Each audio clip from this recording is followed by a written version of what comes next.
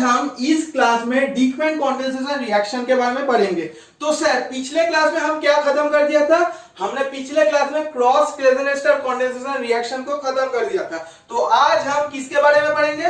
Sir आज हम डीकमैन condensation reaction के बारे में पढ़ेंगे। और ये जो डीकमैन कंडेंसेशन रिएक्शन है ये बहुत ही इंपॉर्टेंट है, बहुत बार एग्जाम में आया है, बहुत सारे एग्जाम में। सो इस रिएक्शन को आपको जरूर पढ़ के जाना पड़ेगा। और इसका अगर मैं बात बताऊं, इसका और एक नाम है, कोई कोई लोग इसको इंट्रामॉलिक्यूलर क्लेजेनेस्टर कंडेंसेशन रिएक्शन के नाम से पुकारता है। तो पहला पॉइंट हमको यही लिखना पड़ेगा कि it is the intramolecular version of Claisen ester condensation reaction. Intramolecular word का मतलब क्या है? सर एक ही मॉलिक्यूल के अंदर, अगर एक ही मॉलिक्यूल के अंदर इलेक्ट्रोफाइल न्यूक्लियोफाइल प्रेजेंट होगा तो वहां पर ही ओनली इंट्रामॉलिक्यूलर रिएक्शन होगा। हाँ एकदम सही।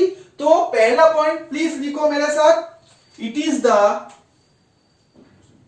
The intramolecular version of Claisen-Star condensation reaction।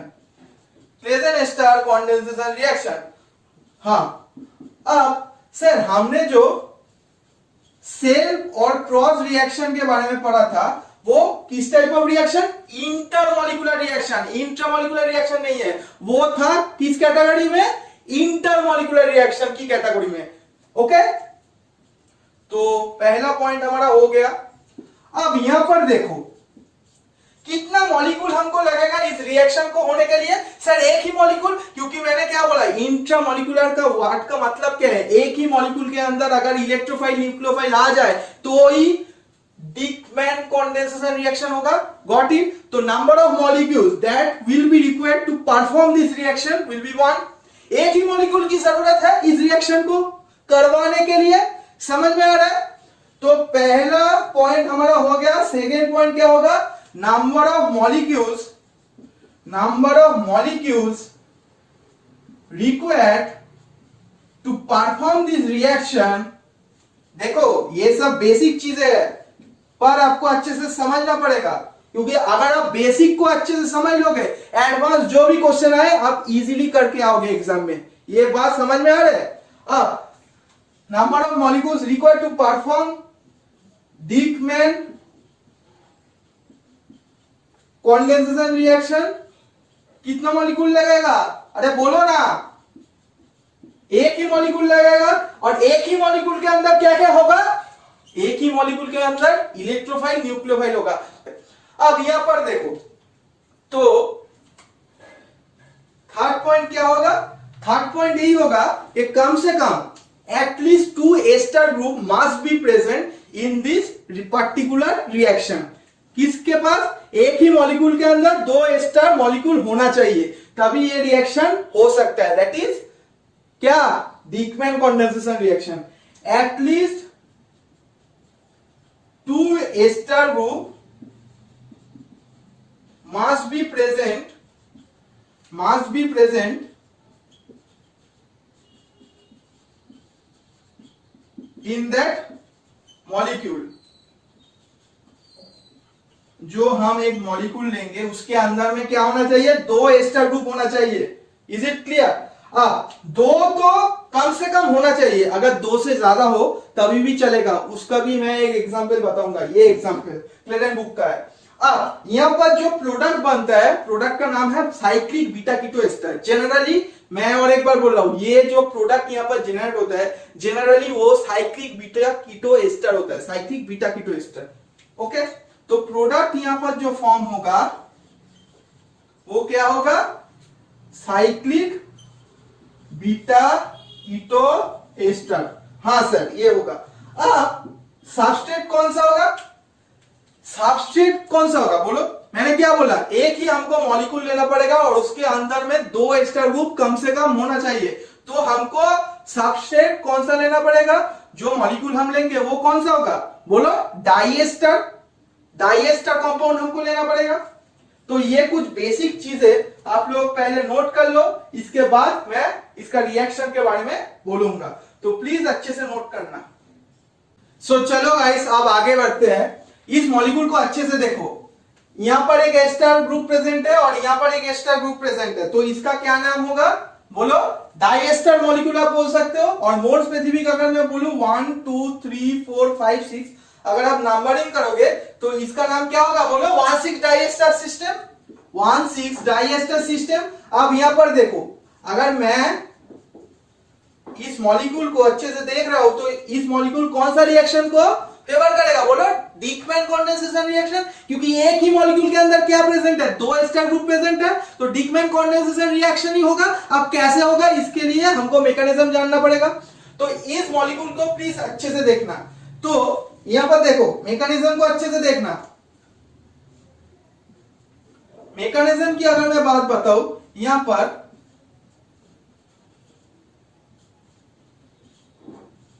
देखो, यहां पर ये जो फंक्शनल ग्रुप है इसके रेस्पेक्ट में ये अल्फा कार्बन, और अल्फा कार्बन के साथ ऑब्वियसली दो हाइड्रोजन रहेगा ही। सिमिलरली इस फंक्शनल ग्रुप के रेस्पेक्ट में यहां पर भी दो अल्फा हाइड्रोजन प्रेजेंट है, और रिएक्शन मीडियम में क्या प्रेजेंट है, बोलो बेस प्रेजेंट है। और बेस जब जब रिएक्शन मीडियम में होगा उसका काम क्या होगा, एसिडिक प्रोटॉन को खाना। तो ये जो बेस है इस प्रोटॉन को भी खा सकता है, सिमिलरली इस प्रोटॉन को भी खा सकता है। अब कौन सा प्रोटॉन को खाएगा, अरे किसी भी प्रोटॉन को ये खा सकते हैं, क्योंकि ये सिमेट्रिकल सिस्टम है। तो अगर यहां पर नेगेटिव चार्ज फॉर्म हुआ, देखो यहां पर अगर यहां पर नेगेटिव चार्ज फॉर्म हुआ तो 1 2 3 4 5 मेंबर रिंग फॉर्म होगा। सिमिलरली अगर यहां पर नेगेटिव चार्ज फॉर्म हुआ तो 1 2 3 4 5, तो यहां पर भी 5 मेंबर रिंग ही फॉर्म होगा। तो बेस किसी भी प्रोटॉन को एब्स्ट्रैक्ट कर सकते हैं और अल्टीमेटली 5 मेंबर रिंग बना सकते हैं। अगर इस प्रोटॉन को एब्स्ट्रैक्ट किया, तो ये जो नेगेटिव चार्ज फॉर्म होगा ये जाके इस कार्बोनिल कार्बन में अटैक करेगा, तो 1 2 3 4 5 मेंबर रिंग की फॉर्मेशन होगा। तो आपका काम क्या होगा, पहले सर 5 मेंबर रिंग एक हमको बनाना पड़ेगा। हाँ, अब 1 के साथ 5 की नया बॉन्ड फॉर्मेशन हुआ।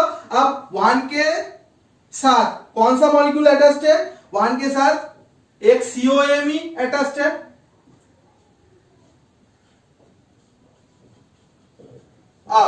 5 के साथ क्या अटैच्ड है, देखो कार्बोनिल कार्बन में अगर अटैक होगा तो पाई बॉन्ड टूटेगा। अब ऑक्सीजन के ऊपर क्या आएगा, नेगेटिव चार्ज आएगा।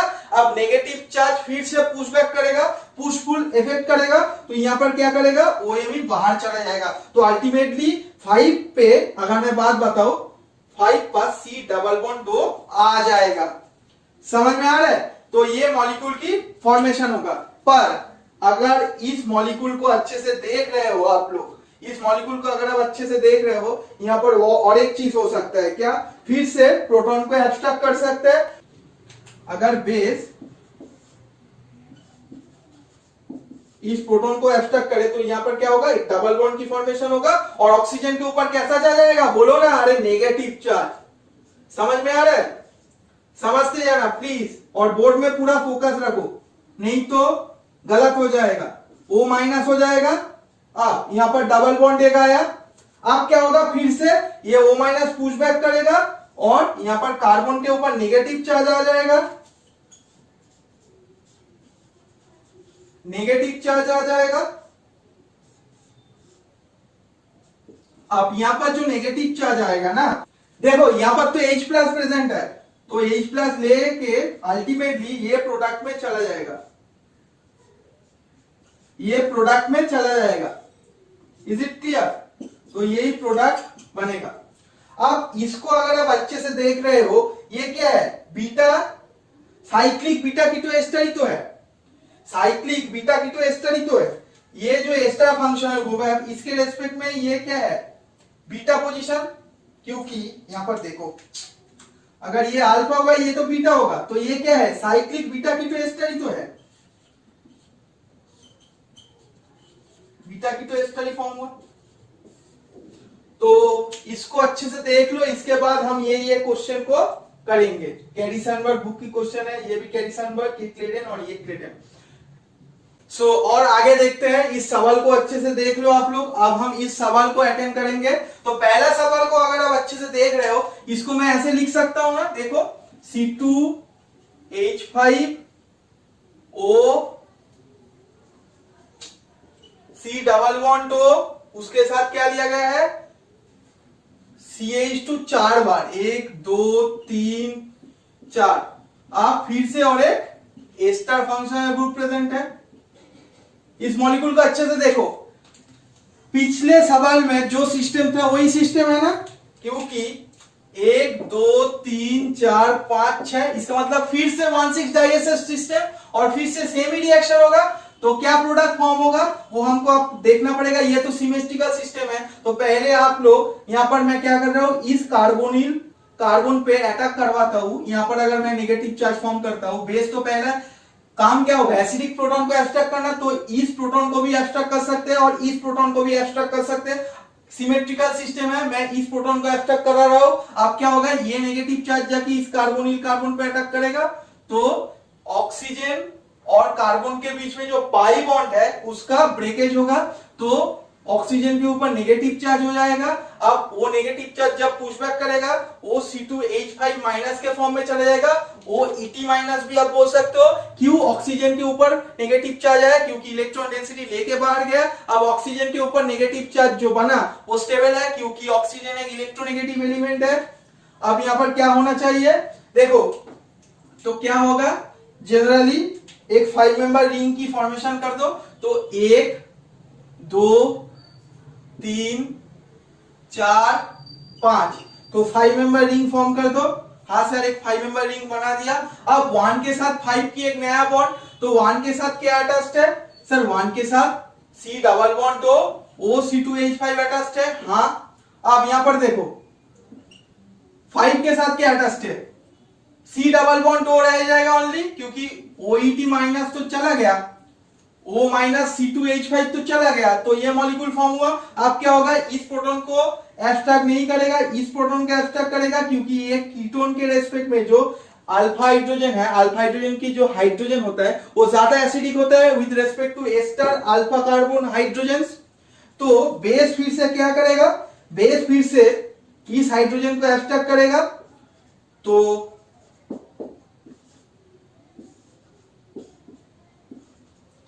फिर से क्या जनरेट होगा बोलो, एनोलेट की फॉर्मेशन होगा एक, ये मॉलिक्यूल फॉर्म होगा।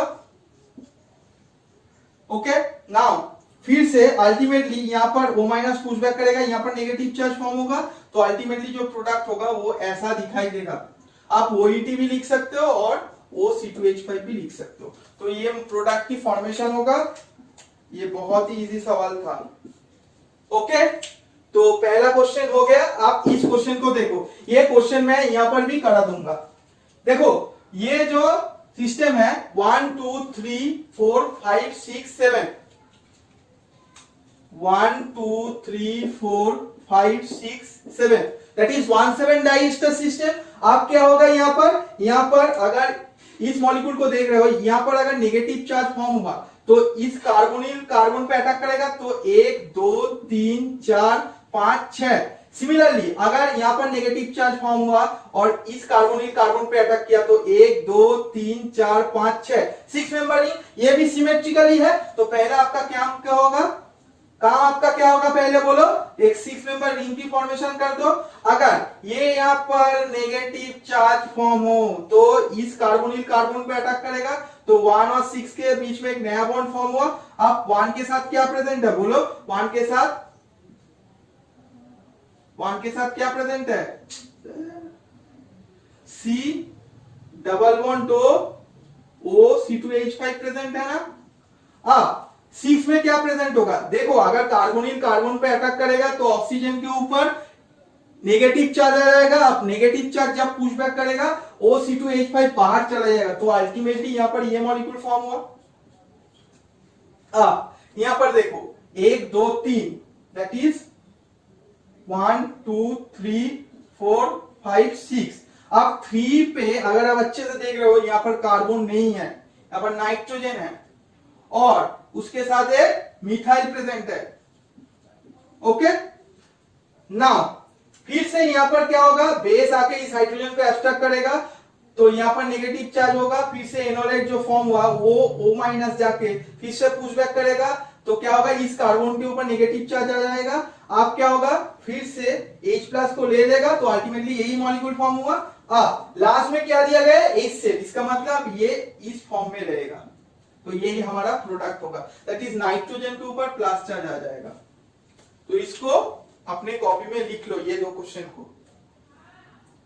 आप देखो इस क्वेश्चन को, अगर इस क्वेश्चन को आप लोग अच्छे से देख रहे हो, यहाँ पर दो प्रोडक्ट की फॉर्मेशन हो सकता है, क्योंकि ये एस्टर के रेस्पेक्ट में अल्फा कार्बन है, यहाँ पर अल्फा हाइड्रोजन भी है, तो अगर बेस प्रेजेंट है तो यहाँ पर क्या होगा, नेगेटिव चार्ज की फॉर्मेशन होगा। आप ये जाके इस कार्बोनिल कार्बन पे अटैक कर सकते हैं, तो ये पाथ ए बन सकता है, पाथ ए से एक प्रोडक्ट जनरेट होगा। सिमिलरली यहाँ पर भी एक नेगेटिव चार्ज की फॉर्मेशन हो सकता है, क्योंकि यहाँ पर क्या है, एस्टर फंक्शनल ग्रुप के रेस्पेक्ट में अल्फा कार्बन के साथ दो हाइड्रोजन प्रेजेंट है। सिमिलरली यहाँ पर ये जाके इस कार्बोनिल कार्बन पे अटैक बन कर सकता है। सिमिलरली प्रोडक्ट नंबर बी भी बन सकता है, that is path A path B दोनों ही बन सकते हैं। अब यहाँ पर देखो, अगर मैं पाथ बी की प्रोडक्ट ड्रॉ कर रहा हूं तो कैसा दिखाई देगा, पाथ बी, मैं पाथ बी लिख रहा हूं। अब पहले 5 मेंबर रिंग जनरेट कर दो। अब 1 2 3 4 5, तो 1 के साथ क्या अटैच्ड है, 1 के साथ एस्टर फंक्शनल ग्रुप अटैच्ड है, 5 के साथ क्या अटैच्ड है। अगर यहां पर अटैक होगा तो अल्टीमेटली सी डबल बॉन्ड हो रहेगा। क्यों रहेगा वो मैंने ऑलरेडी दो एग्जांपल में बता दिया, क्योंकि OET माइनस बाहर चला जाएगा। यहां पर देखो 2 3 4, 2 में क्या प्रेजेंट है, 2 में CH2, 3 में क्या प्रेजेंट है, दो एस्टर फंक्शनल ग्रुप, दो एस्टर फंक्शनल ग्रुप। अब 4 में क्या प्रेजेंट है, 4 में सर एक मिथाइल ग्रुप अटैच्ड है। ओके, तो ये मॉलिक्यूल की फॉर्मेशन होगा। अब बेस तो रिएक्शन मीडियम में प्रेजेंट है, बेस का काम क्या होगा, एसिडिक प्रोटॉन को एब्स्ट्रैक्ट करना, और प्रोटॉन यहां पर प्रेजेंट है भी। तो अगर इस प्रोटॉन को ले ले तो यहां पर इनॉल की फॉर्मेशन हो जाएगा। तो अल्टीमेटली ये जो प्रोडक्ट आता है, ये 91% डील्ट में ये जो मॉलिक्यूल इनॉल फॉर्म आता है। अब ये पाथ बी से बना, अब पाथ ए से कौन सा मॉलिक्यूल फॉर्म होगा वो हमको देखना पड़ेगा, वो मेजर नहीं बनेगा। यहां पर देखो, पाथ ए को अगर आप अच्छे से देख रहे हो, ये नेगेटिव चार्ज जाके इस कार्बोनिल कार्बन पे अटैक करेगा, तो 1 और 5 के बीच में एक नया बॉन्ड तो फॉर्मेशन होगा, तो 5 मेंबर रिंग एक बना दो। अब 1 के साथ क्या अटैच्ड है, 1 2 3 4 5, तो 1 के साथ क्या अटैच्ड है बोलो, 1 के साथ एक मिथाइल प्रेजेंट है और एक एस्टर प्रेजेंट है। अब 1 2 में क्या प्रेजेंट है, 2 में प्रेजेंट है सर दो एस्टर फंक्शनल ग्रुप। हाँ, यहां पर देखो 1 और 5 के बीच में एक नया बॉन्ड की फॉर्मेशन हुआ, तो 1 यहां पर 5 कर दो, यहां पर 4 कर दो, यहां पर 3 कर दो, यहां पर 2 कर दो। तो 1 के बगल वाला कार्बन दैट इज 2 में दो एस्टर प्रेजेंट है, 3 में क्या प्रेजेंट है CH2, 4 में क्या प्रेजेंट है CH2। अब 5 में देखो, यहां पर अगर अटैक होगा तो कार्बोनिल कार्बन की पाई बॉन्ड टूटेगा, जब ऑक्सीजन के ऊपर नेगेटिव चार्ज आएगा वो पुशबैक करेगा, OET माइनस के फॉर्म में बाहर चला जाएगा, तो यहां पर ये मॉलिक्यूल की फॉर्मेशन होगा, ये मॉलिक्यूल की फॉर्मेशन होगा।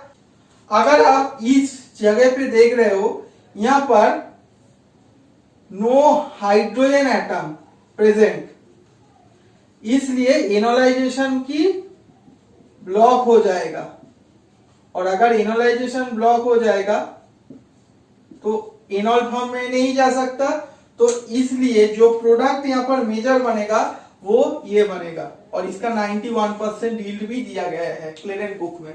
तो इसको अच्छे से देख लो। ये मॉलिक्यूल की अगर मैं बात बताऊं, ये मॉलिक्यूल बहुत ही इंपॉर्टेंट है, एग्जाम में आ सकता है। अब इस मॉलिक्यूल को अच्छे से देखो, यहां पर अगर आप अच्छे से देख रहे हो, 3 जगह पे क्या हो सकता है, इनोलाइजेशन पॉसिबल। अब अगर यहां पर हाइड्रोजन एस्टक हो तो 1 2 3 4 5 मेंबर रिंग फॉर्म हो सकता है, और ये जो रिंग बनेगा वो कैसा, फ्यूज बनेगा। पर अगर यहां पर हाइड्रोजन एब्स्ट्रैक्ट हो तो 1 2 3 4 5 6 7 मेंबर और ब्रिज सिस्टम। सिमिलरली यहां पर भी अगर हाइड्रोजन एब्स्ट्रैक्ट हो तो ब्रिज सिस्टम जनरेट होगा, बाइसाइक्लिक ब्रिज। इसको अगर मैं मोर स्पेसिफिक बोलूं तो ब्राइसाइक्लिक ब्रिज सिस्टम वो जो बनता है वो उतना स्टेबल नहीं है जिसके रेस्पेक्ट में, अरे बोलो ना किसके रेस्पेक्ट में, यहाँ पर फ्यूज सिस्टम जो बनेगा इसके रेस्पेक्ट में। तो यहाँ पर कौन सा हाइड्रोजन को बेस एब्स्ट्रैक्ट करेगा, यहाँ पर तो ये ऐसा होगा, तो अल्टीमेटली यहां पर एनोलेट की फॉर्मेशन होगा। आप यहां पर इंटरनल अटैक हो जाएगा। अगर इंटरनल अटैक होगा तो क्या होगा, एक फ्यूज सिस्टम की जनरेशन होगा। तो यहां पर कितना मेंबर की रिंग फॉर्म होगा, बोलो 1 2 3 4 5, तो 5 मेंबर रिंग एक बना दो। तो मैं यहां पर इसको लिख रहा हूं, तो 5 मेंबर रिंग डबल बॉन्ड 2 बन गया। अब यहां पर फिर से 5 मेंबर रिंग बनेगा। अब ये तो ऑक्सीजन के ऊपर नेगेटिव चार्ज आ गया तो पुश बैक करेगा, ओईटी बाहर चला जाएगा, तो डबल बॉन्ड 2, तो 1 2 3 4 5, तो यही हमारा प्रोडक्ट जनरेट होगा। अब इसको अच्छे से देख लो, क्योंकि यहाँ पर 2 एस्टर ग्रुप प्रेजेंट नहीं था, बट एक कीटोन और एक एस्टर प्रेजेंट था, पर इंट्रामोलिकुलर रिएक्शन हो गया, इसलिए इसको भी मार्क कर लो। क्लेरेन बुक की हर एक सवाल इंपॉर्टेंट सवाल है, किसी भी साल आ सकता है, तो ये क्वेश्चंस को अच्छे से नोट कर लो।